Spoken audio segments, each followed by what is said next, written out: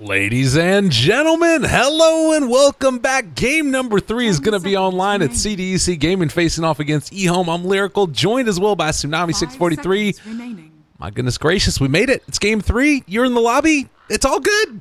Things are just coming up roses right now, and hopefully both of these teams just play cool now, right? We all had fun, you know. Everyone goes a little crazy every once in a while, but it's time to come back down to earth and pick some real heroes this time. Absolutely. I'm really excited. I just drank a whole mess of coffee, and I'm bouncing off the walls. It's late at night. It's been raining all day, but I was able to like stay in bed and snuggle up and sleep. And now it's time for Dota. We're staying up all night to watch Dota. I'm just so excited. And ehome versus CDEC, we saw some shenanigans. First off, there was a sniper in the mid lane from them.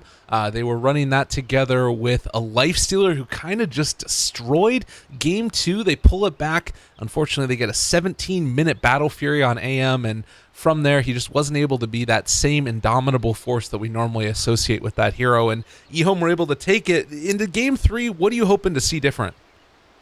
I think ehome probably, like, I know CDEC you consider to be slightly having the edge in this, I guess, entire tournament, except when compared to newbie. But ehome just seems like they fare better in these series, and I'm gonna give them the edge without saying literally anything because everyone loves a good call early on. It sounds good. I'll go the other way. I'll be the dark side of the force as Keeper of the Light's already on ehome, and I'm gonna say that CDEC. I agree with you that ehome, I think they've got the experience on their side. I think that they have a lineup that's well suited and probably know each other pretty well. I don't know all of the internal politics, obviously. I mean, nobody does of any team, but specifically for the Chinese region, it's that extra little shroud of darkness where you don't get to talk with them or see them streaming as often. But it feels to me like CDEC is a lineup of guys that just, they want to win. They're young, they're motivated, they're talented. And Slardar Ricky is a nice little opening, and I might be able to feast on this coddle. It's not necessarily the classic Nakes bomb, seeing as how that got banned out first phase by ehome, but still CDEC seem to thrive most when they're able to put the enemy team under a lot of map pressure. Whenever the enemy team, I guess specifically ehome this series, is kind of wary of letting heroes venture out by themselves and don't really have very much ward coverage on the map, I think that's when CDEC shines the most. Oh, definitely. And I mean, that's really the way in which you try and play as the Ricky. I was kind of wondering if maybe they just go for the straight up Night Stalker counter that can sometimes frustrate people, but instead Timbersaw is going to be the pick for ehome. Another very commonly seen hero, but I don't know, is this going to be trying to force that one-on-one matchup against the Slardar?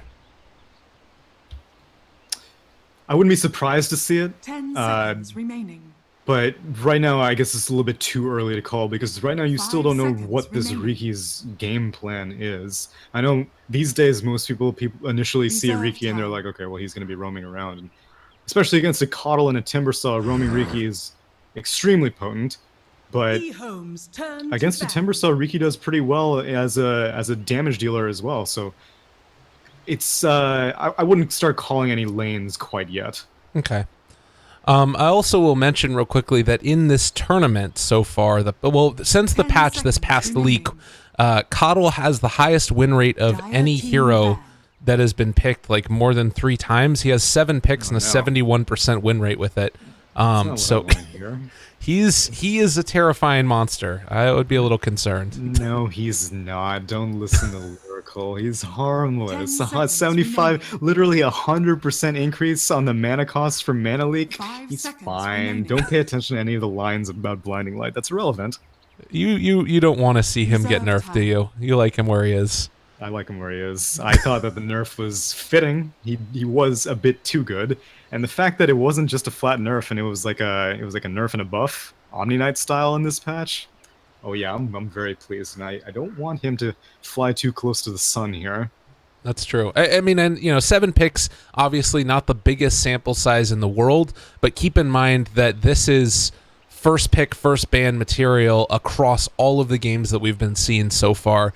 And even with the first pick, he still has a 70% win rate. Like, it's It's kind of insane how good this guy is, particularly just that blinding light against the very heavy right-click damage hero meta that we've been seeing. So I wonder how CDEC are going to try and deal with this. It's part of the reason why I do really like the Lifestealer in Response, which is why we see it banned out. Is there any other hero that can kind of emulate that for for CDEC to deal with the blinding light, or do you think you just try and play around it? Well, I would have liked to see something like a Night Stalker, but now against a Timbersaw, I don't think it's as good of an idea. The matchup kind of goes both ways, since silences are obviously amazing against Timbersaw, especially Night Stalker's 8-second silence, but at the same time, he's a strength hero who's probably not going to be given that much farm priority. And if you're picking him exclusively just to counter out this Coddle and he doesn't really synergize well with the rest of your lineup, it seems that most teams are kind of content to just let that hard counter pass by. And in terms of the blinding light, I think it's going to mainly come down to just them trying to play around it, them trying to probably kill the keeper rather than having to fight into him. Well, now I'll see if that's the idea of how they want to try and take this. The Timbersaw always just a monster, but the Witch Doctor is going to be the other pick now for CDEC Gaming. A strong laning support. If you've got that Ricky that's going to be moving around the map, trying to scout out wards and harass the mid lane hero, whoever it happens to be, then you need somebody in there who can kind of lay down the law.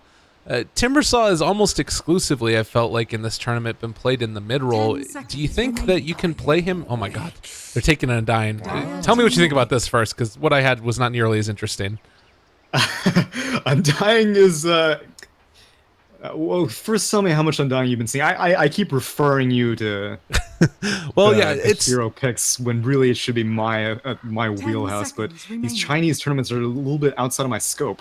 No, it's true, and it's a very different look. We've seen it a couple times, and I think it's mainly been out of ehome that they've been taking the hero.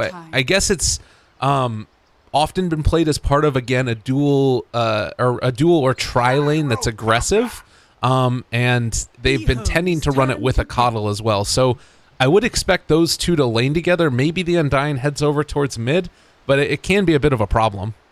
Yeah, Undying Coddle is what I was going to get at. That is a vicious combo to have to go up against. And that's just in the laning phase, assuming Undying manages to farm his way towards an ag. The Chakra Magic synergy that we were talking about 2 games ago with the Slardar Crush cooldown reduction. This Undying ag decay cooldown reduction is substantial, and you lose, let's see, 20 strength immediately, which is like, and with the Timbersaw on top of that, with all the pure damage, this is basically like a screw your stats lineup that I'm seeing right now. Well, and it actually, so it looks like they only picked it once, but they did win the game with it. But interestingly enough, it's going to be the Gyrocopter that comes out, and this was one of the answers for a while to the Undying when he was crazy strong, that flak cannon just being able to deal with all of the zombies. And we're going to see him come back again. Also, obviously, great at dealing with the group up and push type of lineups. Yeah, I'm going to ask this again. This is, we are in 2016, right? This is 6.88 that we're in? It is. I mean, this is why I'm loving this patch. Like, honestly, I don't see how anybody can get bored with this when you have this type of a drafting series. We've had 3 series, and I think there's probably been somewhere in the neighborhood of 20 different picks already. Maybe like 22 or something. I can agree with that. This is I do think that competitively this patch has been literally Dota All-Stars. All your favorites are back, including Drow and your boy Huskar, and now apparently Undying too. Let's just get in the mix, because this is the Chinese scene that we're looking at, and they're not afraid to step outside the known boundaries for the air quote meta.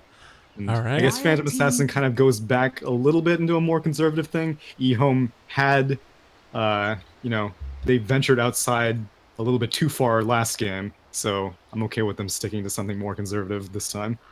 I'm wondering though, like if they're gonna go aggro try with this, which I'm expecting out of ehome, or just in general, like PA against Gyrocopter, obviously you can get on top of them. Now also with Phantom Strike being able to pierce BKB, it's really great against Gyro in the later stages. But Gyro does have a lot of magical damage before that PA gets BKB, and she kind of just explodes to it. So there's like a give and take here where PA is really good against Gyro after a certain point, and Gyro is really great against PA before that point. Now CDC are going to take the Storm Spirit as their last pick, so a little bit more of that balls to the wall February action.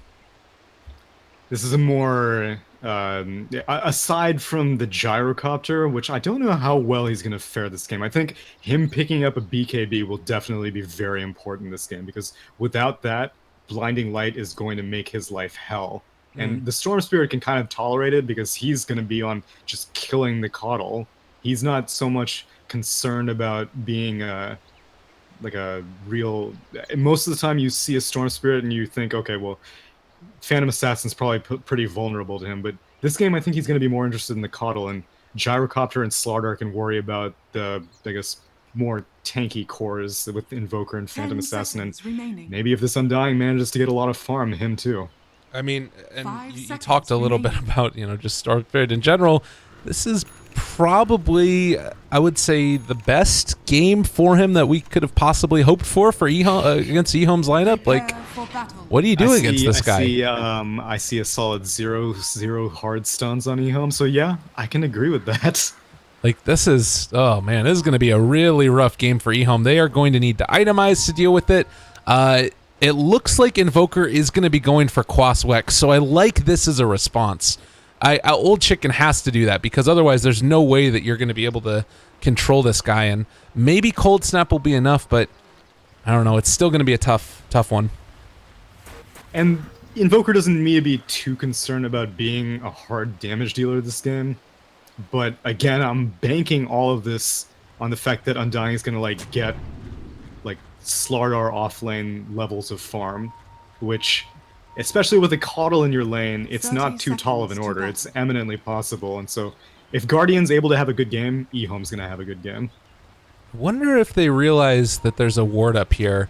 Lanham, so Old 11 happened to walk by the Ricky and spotted him out over there. September's going to be able to take out that ward, and that might signal that he was over in this area. It doesn't look like they're going to realize that that's what's going on. Instead, they're going to come over and try and take down the Ricky as he's over by the Bounty Rune, but are they really not going to drop a sentry? They do. They have Cold Snap ready too, so Invoker takes it, and they're good to go. Invoker seems more intent on just protecting his lane. I mean, they get a kill on Riki that doesn't really give you too much. Invoker ended up getting the rune anyway, so a first blood isn't that much. And September, a good call, stands on the high ground, immediately verifies that there is a sentry ward, and he has his own, so he might just go for it. Oh, got that taken out. Old Chicken beats him to it. And now he has to trade a couple hits here, which is not the best in the world. The Cold Snap's going to be there too, and Chicken doesn't have the most damage in the world, so September's going to be fine for the moment. But yeah, what do you think about this matchup? Quaswex, oh my god, is he really going to be in his lane right now? October is here as well. They are just bullying this guy, but that does mean that, I mean, they've sacked June up here on the top, and they're going to have to rotate around now to try and mess with the gyrocopter. Yeah, these lanes are very odd in general. They sent the PA, and she's soloing... I mean, sorry, they sent the Slardar to solo up against PA Caudal. It ended up not being Undying Caudal, but PA Caudal also has plenty of synergy, believe me. Even though Dagger got nerfed, it's still a damn good spell, especially when reduced cooldown. And in the off lane, for Dire, they pair up the Gyrocopter with the Witch Doctor to go up against this Timbersaw, who is hanging out with Undying. Honestly, this entire arrangement just baffles me. I think one of the big things that happened right here, and we're going to see it now, is they are thinking about going on to Lanham. Well, the right clicks are there. September's here as well. He might just go down. Never mind. A little bit of help from his buddy, the Satyr Tormentor, and they end up getting denied. September! He's going to fall to Sylar.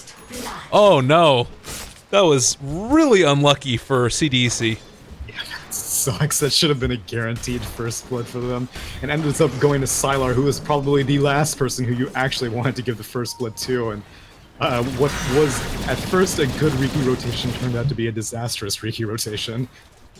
Yeah, that would have been really nice for them, but unfortunately not the case. I think that what happened here, though, is ehome wanted to try and, obviously go with the Slardar up against the Timbersaw, and now they're just going to try and spam out the dagger onto Slardar as much as possible. And it's still pretty good. The matchup that I'm still very worried about is if you let this Feb Storm Spirit just get away with you know, his early start. Like, if he's able to get a good amount of farm on this guy, I don't know how ehome really stop him. It feels to me like this is potentially an error, and they need to be roaming more people in here to try and mess with the storm. Yeah, this Invoker is not going to be able to deal with the Storm Spirit himself, because even though he's going QW, he definitely helps with mitigating some of Storm's aggression. Old Chicken's not going to be as eager to go to different lanes as the Storm Spirit. Invoker can't constantly rotate to counter a gank. Ideally, whenever you have railroaded yourself into a draft that doesn't have much CC for a Storm Spirit, you do want to invest early on. But top lane, looks like Dire is investing on a kill. They're going on to September, just outside of range of that Sentry Ward. And I'll see if they actually end up coming over to de-ward it. Yeah, they'll take that one out. So this is going to be a good lane for that Riki from this point on. Nicely played there. Very nicely played. And still, though, going back to this mid lane, I likewise am very concerned for ehome dealing with this Storm Spirit, especially against Feb's Storm Spirit. Numbers here. They have October in the area as well, and Chakra Magic. This is the lane that I think ehome wanted beforehand, except the only difference is that it's Gyrocopter who would have been here instead. And now Lanham takes the Maledict to the dome, and he might just end up going down. October doesn't get the deny to neutrals, but Riki finds the kill in the end, and I don't think that they can kill him off here. There's no more Sentry Wards, so he does escape. That was almost a nice deny, though. It was, and I was curious if Guardian was going to go for the, I guess, the skill shot decay, but ends up not going for it. And Witch Doctor had very questionable positioning there. He was like sitting inside a stacked hard camp. As it is, a Witch Doctor can't go up against one hard, like large neutral creep. He was up against two of them, put out the cast because he wanted some bounces off those neutrals, but he ended up tanking so much damage and was such an easy kill for this Coddle and Undying. Yeah. Oh, it's true, and that's really one of the problems, is that these heroes just don't deal well, particularly when there's decay they have to deal with as well. Undying is only level 2, and that's one of the downsides of being in this bottom lane here, but I really like what they've been doing on CDEC. Even though the Gyrocopter isn't getting a ton of farm, he's getting levels, which means when this tri-lane starts to dive too deep for the kills up in the top side, he's going to be able to make those rotations with a call down, and it could just be devastating. Yeah, and especially, I really, this ward down here, this Dire Sentry ward is right in fog, so the Radiant Sentry ends up not catching it, which means that Riki might be able to kill it whenever he comes back to the top lane, or rather, if he comes back to the top lane. Looks like he's heading down bot. He has his level 3, so he has smoke now. He actually went for Blink Strike and Invis at 1 and 2, and so his Timbersaw might need to be careful. He only has the mana for one chain. And you gotta be careful indeed. And Call Down is available soon. He's actually just about out of mana, but has the 9 stick charges and 10 stick charges now as well. So yeah, I don't think that they can actually kill off Old 11. He's too big. Yeah, and now Riki is transitioning into roaming towards the mid lane. Invoker's Sentry Ward is down, so he's feeling a little bit more vulnerable, especially since he hasn't seen Riki on the map. And now a TP coming in from Storm Spirit. Witch Doctor was keeping the lane warm for him, and things are looking good if they want to make a move on this Invoker. Yeah, this is definitely the play. Oh, he's going to head back in. They have a tornado, but Cloud is going to be there as well. They drop it before he can get his tornado off, and Old Chicken in a lot of trouble, needs to get off the Ghost Walk. He does manage to find it, but they have the Sentry Ward down already, and Feb finds the kill. Shade on his Storm Spirit, doing it well. Preparation is key. That was so well done, and Invoker had he tried as best as he could, but that was good positioning by CDEC. They weren't all lined up for the tornado. Witch Doctor was able to plop down a sentry since he was able to dodge it, and really good rotation on this Invoker. And that's what the Storm Spirit really is the one who should be getting killed like that, but that's not going to happen, especially now that he's already level 6. And this is a great rotation. Again, they're going to be able to get the ward back behind the tier 1 tower, so they'll see if anybody comes up top. They realize that this might be the place where the next fight breaks out. Gyrocopter will have his level 6 by that point. He has it already, and they can fight now, but instead they're going to be moving in towards the mid lane and trying to see if they can find a kill, and Dying is walking by. If they can take down this Invoker again, it would be a huge win for them. They're going for. Unfortunately, this storm doesn't have any points in Vortex yet, so initiation's going to be tough underneath a tower, and probably a good thing that they didn't go for it. Guardian is in the vicinity, although has 0 points in Tombstone. He's sitting on his 3rd skill point right now. And Oh, this is actually really good though. They didn't spot them coming over. They feel like they're safe, but it turns out that they're not. The smoke is going to break now. Sylar heads off to the side. Did he spot him? no. Doesn't look like it. Whew. That was very, very close to being bad news. And now Radiant team, everyone after that smoke has shown up now. And I don't know if they actually have enough damage from Old 11 though. He went for the max, the reactive armor build, and he will have his chakram, but I mean, he'll stay alive in this fight, but I don't know if he's going to be able to do a ton. Meanwhile, kind of low is the gyrocopter, so he needs to be careful about how they take this fight. Guardian is going to get jumped upon. Storm Spirit is here, and they drop the tombstone. He's just gone, though. The chakram goes out, and I don't know if Old 11 is really going to be able to do a ton in this fight. He does take down one. June, meanwhile, another amplified damage. He's going to drop to this. On the other side, though, Feb also taking a little bit. Now, that doesn't look like they're going to be able to chase this too much further, I think. Now, Storm just backs out, but the turnaround with the cooldowns there. Sylar, the cask is bouncing. They're going to start to do damage to Old 11. Can they find the kill? Doesn't look like it as of yet. They don't want to overextend, and they do find that kill. Enough mana on Old 11 to make it work. And it turns out I'm proven wrong. Like many people, including yourself, have been very guilty of looking at a Timbersaw with max reactive armor and be like, oh, that's all defensive spells. He can't deal damage. But really, all this dude needs is a mana pool, and he will destroy you. Slardar, being a strength hero, obviously very quick to die. Riki, he's not the tankiest hero. He has a lot of armor, but he does not have that much HP. And I guess Storm Spirit felt a little bit more confident than, I mean, with that call down coming in, and may have called to be like, yeah, okay, we can take this fight with a call down, but they could not take that fight. September's going to be going for a deny here, maybe? Nah. Just wants to soak up whatever experience he can. Still not level 6. Oh, the cooldown's going to go mid instead, as Ember just wants to push out this creep wave to the best of his ability. He has been heavily hampered as far as his farm is concerned, but maybe he can start transitioning into something. They need him to have damage, because if he goes into the later stages with only damp being his only steroid, like, he is just going to get destroyed.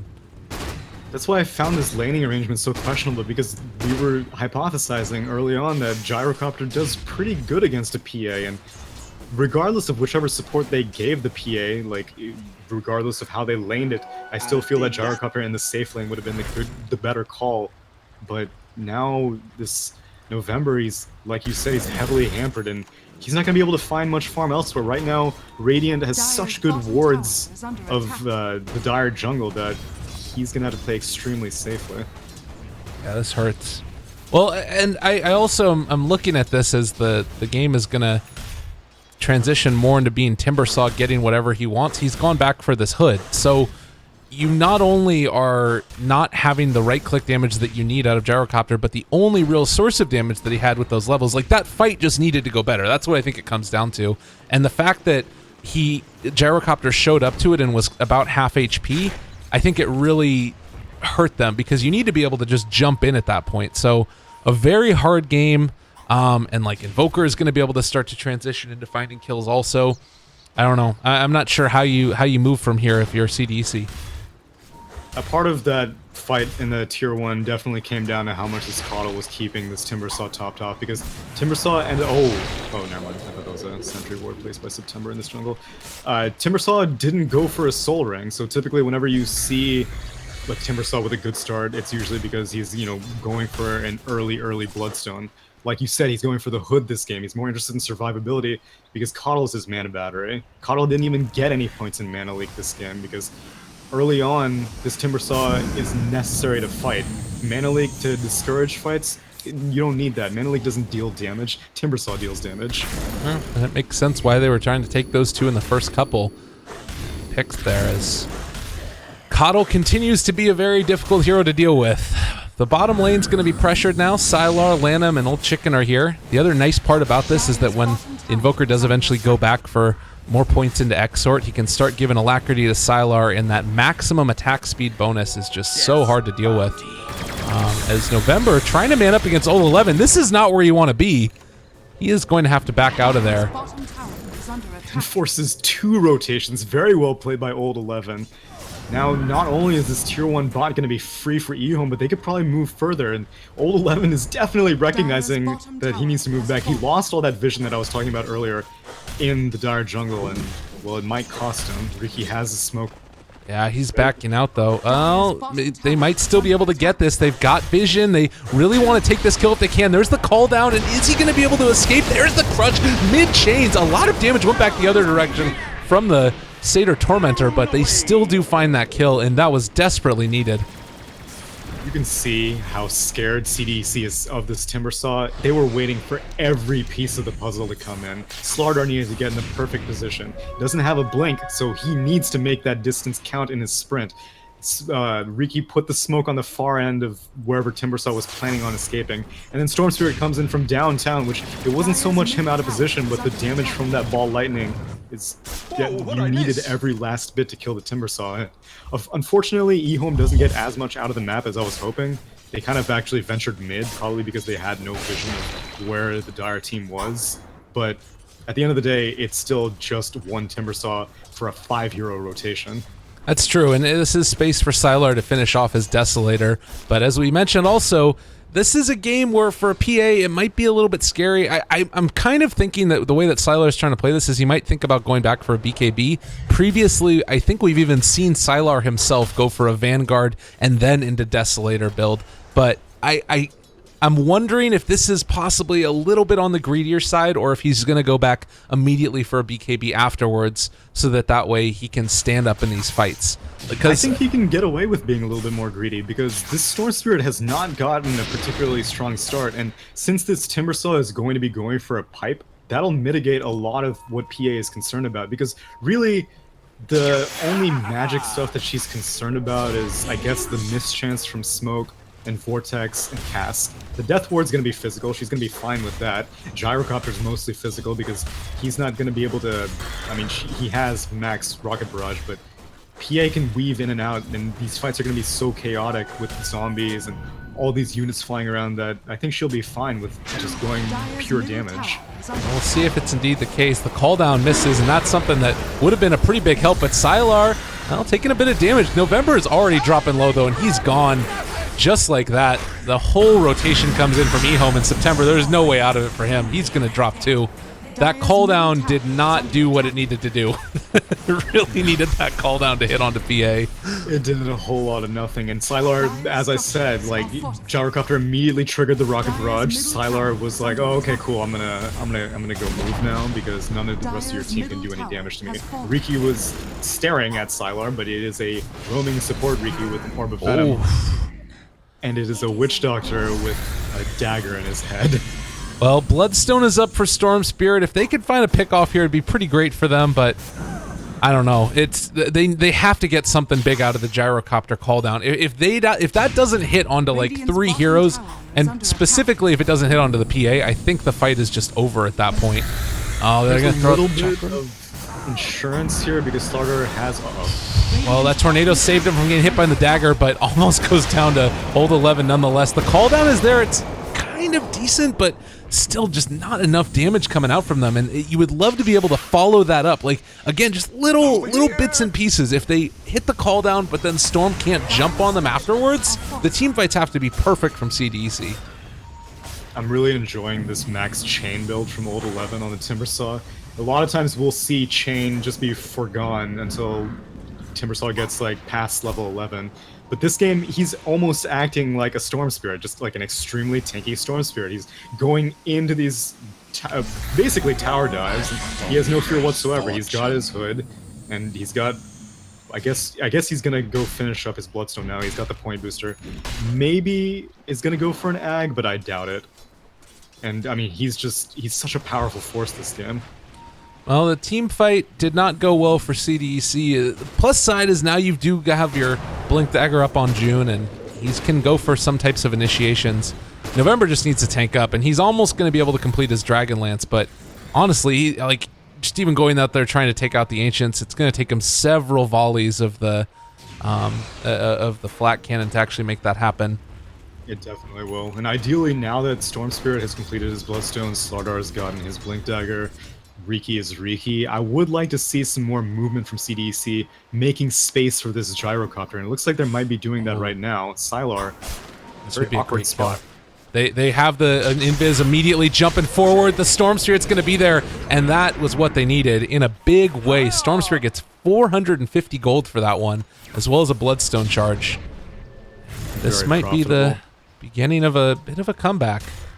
There's smoke up from Radiant, and they might find the Slardar and take back what's theirs. Cold Snap, nicely played. He's still running away from this one. The rest of the side of CDC is showing up, but I don't think that they can go for this play. Oh, Chakram almost there. Isn't going to connect, though. And now September, they throw the call down. Only hits onto Old Chicken, but it might be enough. If they can kill him off, it would be pretty huge. Lanham is over there as well, but the Blinding Light pushback, they're not going to be able to take that. Amplified damage onto Old 11. They're already 2 down as they took off the Undying, and I don't know if they can chase the Timbersaw any further. Well, Storm Spirit thinking about it, just jumps in and takes down the Invoker.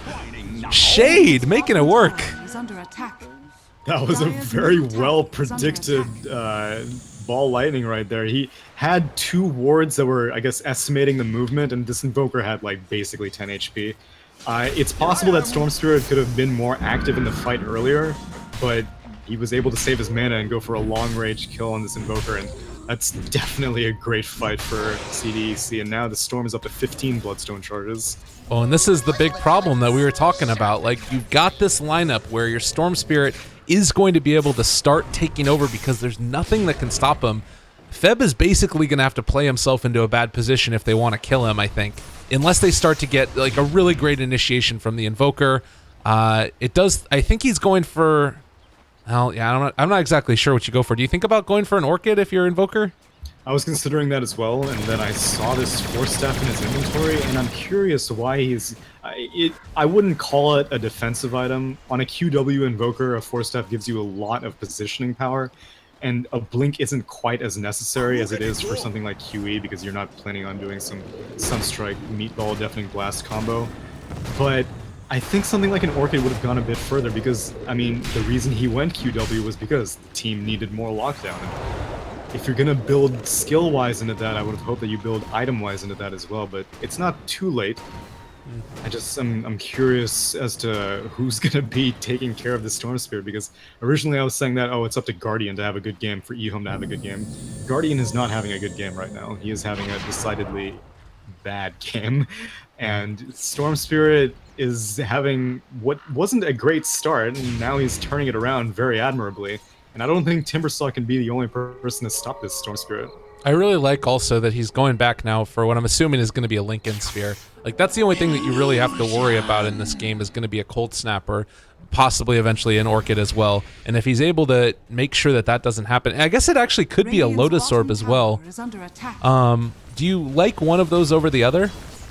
I would take the Lincolns. I don't think the Lotus Orb's entirely necessary. A lot of times you'll build Lotus Orb because you want to purge something. Really, the only thing Feb has to be concerned about is Guardian, though, they have the Witch Doctor ultimate. They pushed back the Witch Doctor, but that just meant that he was further away when Old 11 tried to go onto him, and now they might be able to take down Old Lanham as well. Well, a Tornado EMP combo is going to come through, and now Cold Snapped as well. Feb fairly low on mana. Sylar trying to chase.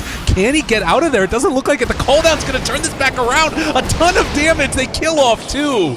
CDEC taking 4. Goodness gracious. Literally running circles around the Radiant team right now. He did a world tour of that high ground right there. And Sylar, I mean, like, of course Sylar has to go on the Storm Spirit, but you can blink once, Storm can blink infinite numbers of times. And once you commit that blink strike, a lot of PA's damage is down the drain. And she has a full Desolator completed. She could have killed other targets, but if you can't kill the Storm, then what's the point? ehome just they fall apart at the seams. Sylar now, I'm wondering if you're maybe, again, I hate talking about item builds too much because it's like probably one of the least interesting aspects of Dota, but I wonder about the Desolator pick, because like she's going to go now back into a BKB obviously, but this is the timing when they wanted to be able to start scaling over, and if you die a couple of times and now going to get jumped upon by the Storm again, pulling Sylar back in, it's just too easy of a kill. Maybe going to be able to find it. TP's out, is going to find it. Wicked 6 streak and 20 Bloodstone charges for the Storm.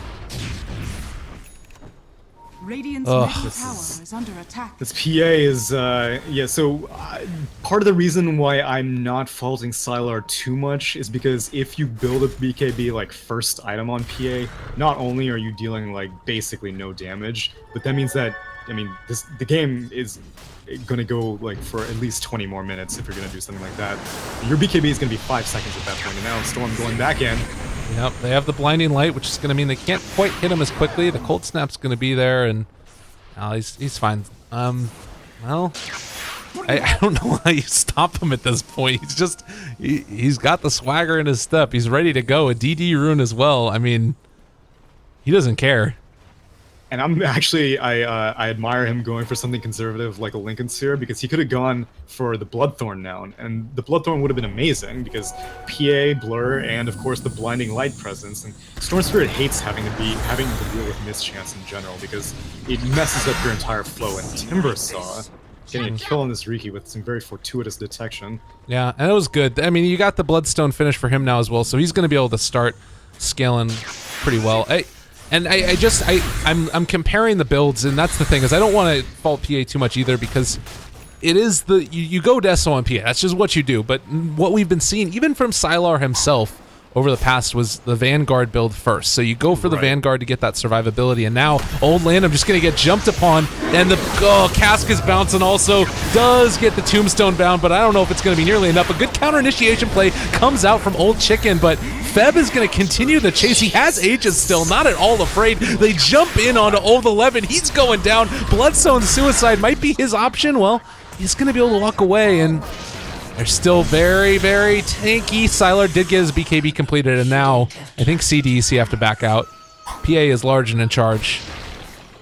You have to back out for now, but okay. Well, Feb had all of his mana and HP back after that Aegis respawn, and my God, this man is just running a terror right now, and he's. I honestly don't know what to do at this point. Like, I was saying that he can start building some offensive items now, because right now Bloodstone, yeah, it's an offensive item on Storm Spirit, but like it's not a real damage item, and Lincoln Sphere is at least like mostly a defensive item. And as soon as this dude starts building some actual right click, I don't think that even with the BKB, PA will be able to stand up to him. Well, September is scouting this out. Riki has just been giving them so much vision this game, and he's consistently been the one, I think, who's probably winning them. God, Storm Spirit takes down half Sylar's life. Just going after. I was wondering if he was going to keep that train going. I'm surprised he didn't, but I guess they didn't have any vision.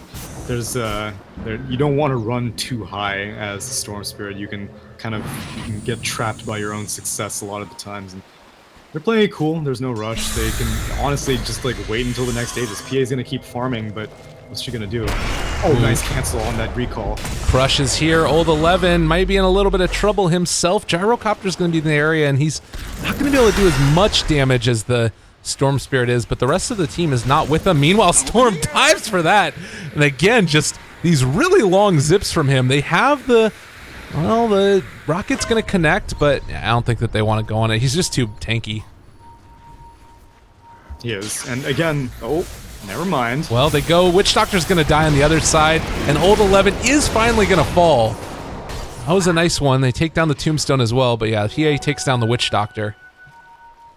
The Timbersaw is an extremely valuable kill, especially since he didn't get his suicide off. And they did have to commit quite a few heroes to that, but I mean, Timbersaw loses Bloodstone charges, Storm gains Bloodstone charges, and the cycle of life continues. Feb 8-0-5 already, and almost at a Bloodstone charge per minute.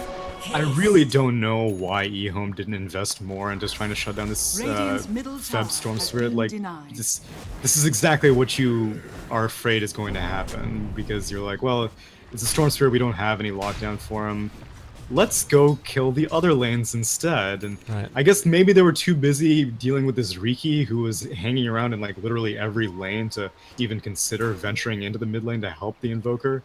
But this is just like you saw the writing on the wall as soon as the draft was completed. Totally. And they have to stay together now because if they get caught out, they're just gone. Old 11 can do these split pushing type of things, but we did see that he is not untouchable. If we start to see some movement into the map by CDEC in his direction, they'll be able to find that kill. And looks like the call is going to be to smoke down towards bottom. I wonder if they were expecting a rotation to try and kill off Old 11, but... I think that is what they were expecting, but unfortunately they don't have any vision. ehome is running blind. They just have a ward in their own jungle and then a ward in the dire jungle, but they don't have any lane vision right now. They're just relying on creeps. Thankfully, Old Chicken didn't just walk uphill into 5 heroes, but if they go into this ancient area... Now it looks like Gyrocopter's going to leave, and... Oh, Gyrocopter completed his BKB as well, so... Yeah. Even if they do manage to do something to this storm, then, well, Gyrocopter, he was the carry, and it looks like he's finally starting to show it. It looks like they want to try and take this fight, though, and they're going to be able to TP in the storm after the initiation comes. If they're not careful, this could go really terribly for ehome, but likewise, I mean, I think that CDC realized that they're all wrapped around. The wraparound's going to come. Witch Doctor is there, as well as the Gyrocopter. They ping out that Guardian is there as well. If they can kill him before the Tombstone comes out, there's the Crush. A lot of damage being expended, and he is going to fall. He doesn't get a single spell off. Chasing down this Invoker, they get the Ghost Walk, but it's not nearly enough there either. Old Lanham, the second target for Feb. Glimmercape's going to keep him alive a little bit longer, but the gem is now on the ground, and Old 11 is going to get ran down. The Rocket Barrage is going to do a lot. Storm Spirit kills off the Keeper on the backside. And I don't think that there's a single thing that they can do to stop him. He is going to get another double kill for Feb. 26 Bloodstone charges and an Orchid just now completed to round out that fight. 59.1 mana per second. This storm is so big, and PA was able to do work, but it was to the 2 most irrelevant heroes on the team. And you don't want your most farmed core trying to get the scraps, you know? She wants to eat at the table, but she can't, because Storm is too big of a boy right now. He can't deal with so much power, and this Bloodthorn is going to be completed soon as this BKB is whittling down, because she's on, what, an 8-second BKB now? Sylar is just... he's not going to be able to do anything. It's a really rough one. They just need some way to find that Storm Spirit and, like, burst him right at the start. I don't think that they can go for those types of plays. Like, they get that the tier 2 tower, which is great and all, but then after the fact they lose 4, so I don't think it's worth it. He doesn't even care. Storm does not give a hoot. He goes after Guardian and takes him down, almost completely killed. Oh lordy. When you can do that with Infuse, this is a nightmare game for the supports. Dude didn't even have an Aegis. Basically dove into 4 heroes, walked out unscathed, and it's a good thing that there's a Glimmercape from this Coddle, because that is actually doing quite a bit. Storm Spirit doesn't really want to have to carry around detection. He's like, whatever, if you manage to Glimmercape out of it, then I'll let you live. I'm just going to kill the rest of your team. And unfortunately, this Invoker just wasn't able to, like, he's going for the Orchid now, but it's too little too late. And I mean, you look at the other heroes on the side of CDEC, they're starting to find the answers that they need to deal with a PA jumping onto them. Sardar already has his Ghost Scepter completed. The gem was just picked up by ehome. You take a look in their stash right now in their inventory. It's, wait, they have another one that they can pick up? I thought that they couldn't. CDEC has had a gem on Riki for quite a while. During that tier 2 fight, it was actually what helped initiate it, because Riki ate a sentry ward, and then Undying was like, what the hell? And he immediately put down another one, and then Sora came in and got that crush. And Gotcha. It's a gambit to go for a gem this early on a Riki, but it's been paying dividends. Oh my goodness. ehome, I mean, sometimes you get last pick Storm Spirit. I think that's might be the message in all of this. It's true. I would like to look back and see what the bans were, because I imagine the drafter for CDEC was just rubbing his hands Birdman style, being like, I wonder if they're going to pick anything. I wonder if they're going to ban the Storm Spirit. And, well, you should see these things coming, I guess. It's tough. Very, very tough indeed. Plate Mill is going to be the next item for Storm, so this is, I think, a really good reaction, because the only way that they really find the kill onto Feb is if he gets controlled and then PA is able to jump on top of him. Now, with all of this armor, 23 armor at this point, PA is not going to be able to burst through that. He's going to have another Aegis going his way. a sole person in the Roche pit with the DD rune. He's hitting incredibly hard, and It's not often you can see a Storm solo erosion. You know, I know it was damage damp as well, but I mean, still, like, it's 32 minutes in the game, and this dude is hurting like crazy. And this plate mail is a good pick, and I'm curious to see what he turns it into. It could be the Shivas, could be the Lotus Sword. Both of them are perfectly okay with me. an MKB soon to be up for the Invoker.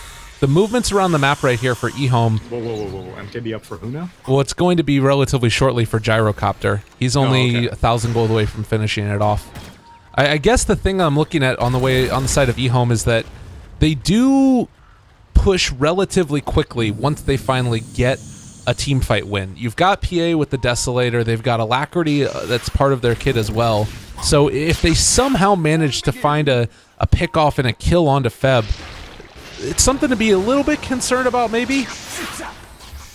It would need to be Feb, and it would need to be this Gyrocopter on November, because Gyrocopter has, you know, call down is some of the best anti-push you can ask for, especially if you're not planning on committing for a fight. If Feb dies, which he's going to need to die, what, 4 times if he manages to get buyback, because he has Aegis, he's going to respawn instantly with Aegis, and you kill him again, he's going to respawn instantly with Bloodstone, probably do like a 5 million unit zip to wherever he died.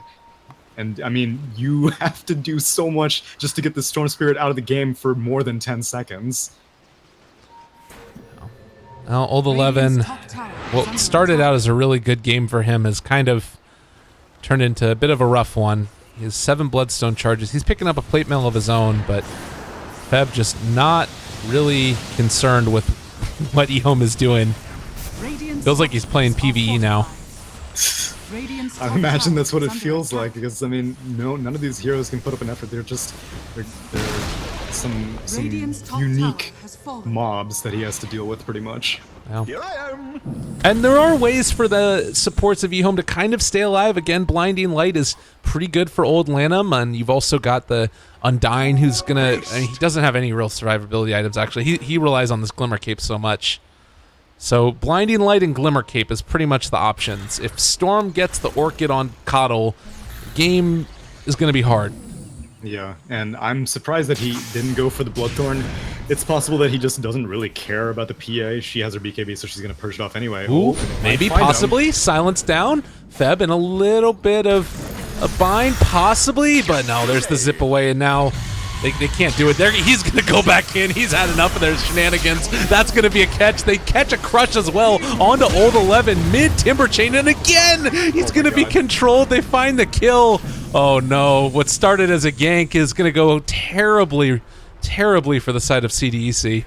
He was all like, oh, no, let me show you how you kill people. And also today I learned that Cask bounces off of zombies, which ended up screwing that Timbersaw, because there was one lone zombie that the Cask was pinballing between, and he was not able to chain out or suicide, so things are not going well. Storm Spirit had a haste rune right before they went for that gank, and it was well done. The Cold Snap was immediately procced, and then the Orchid right after to finish off the Lincolns, but dude, this guy has 28 Bloodstone charges, and he still has the Aegis. And it was a mixture of things. The threats that I think CDC laned this really well as they jump forward onto Lanham, and Glimmer Cape keeps him alive, but the cooldown is also going to get thrown out there. BKB charge is already expended for Sylar on the backline. Feb is just dismantling the rest of them, but they do finally bring down that Storm. A crush connects onto absolutely every damn person of ehome. They jump forward, Feb finding that kill onto the Phantom Assassin, immediately buy back, but what are you really going to do at this point? He can only look on in dismay as the rest of his team is going down. Ultra kill. Feb, go back in. Do it for me one time, baby. I don't think he wants to go for it.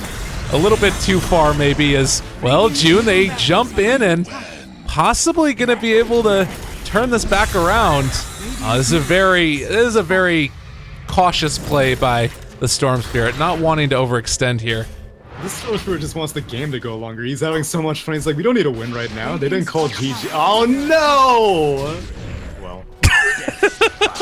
All right, yeah, that'll happen. GG gets called. They've had enough. That was 3 heroes buying back, and they just give up. ehome. They get dismantled, and CDEC looking strong. You called it, and going in, you said that they looked like the favorites for everyone except for Newbie, which will be their next match coming up. But hopefully, Newbie knows that this Feb Storm Spirit is nothing to mess around with. And if they decide to draft creatively, they better know what they're getting themselves into. Absolutely. It's a very rough go as well for ehome fans out there, but this next game is going to be really exciting. I can't wait to see it. CDEC facing off against Newbie. It's the rematch of the upper bracket finals where the series went 2-1, so it's not going to be a complete blowout either way that you slice it, and I can't wait to see what happens. Thank you so much for joining me. Tsunami643, everybody. Follow him on Twitter. Any final thoughts or words or things you want to do? Shout outs, call outs? What's on your mind? Shout out to plus 59.1 mana per second. I should have checked it later on because I'm sure it was like deep within the 70s. I'm guilty of heavily disliking Storm Spirit because I am a support player at heart, but God, you gotta put a smile on your face when you see some play like that. Yeah, and it's a hard life when your GPM is 161 gold for the Guardian Undying. Game is hard. Well, thank you so much for joining me again. Everybody out there, be sure to follow that man.